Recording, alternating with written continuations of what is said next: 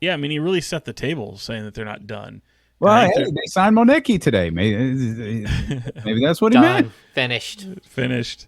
Yeah, man, I think they're going to try to be really aggressive still. You don't make a move like you did back in February to bring in an all-star caliber player like Sabonis and just leave it at that. I think you've added some pretty nice pieces.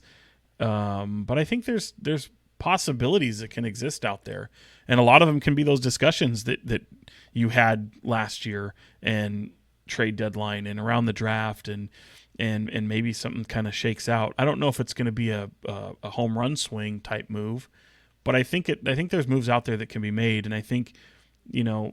I think everyone just kind of has identified the likes of Rashawn Holmes and Harrison Barnes as being those guys that are the most likely to be moved.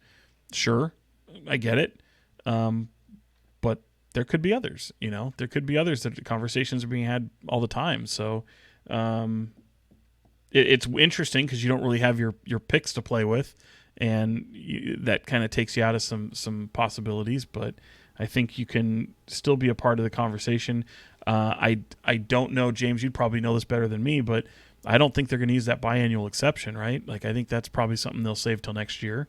Yeah, I don't think there's anyone left on the market that I would go out and spend $4 million on. You can give them less than the 4 million. You can do a biannual exception for 2.5 million, but it's got to be a 2-year contract.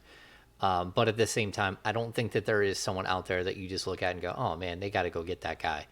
And so you might as well hold on to it because once you use it, you can't use it the next year, which is again why last season we thought that they signed Alex Len to the biannual exception, and they didn't. They actually used the MLE on him instead, so they held on to the biannual for this year.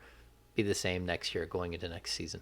And they have a pretty decent trade exception, right? They have a 4 million, I think it's 4.1 million from Halliburton, and then another for like 1.75 for the Marvin Bagley deal.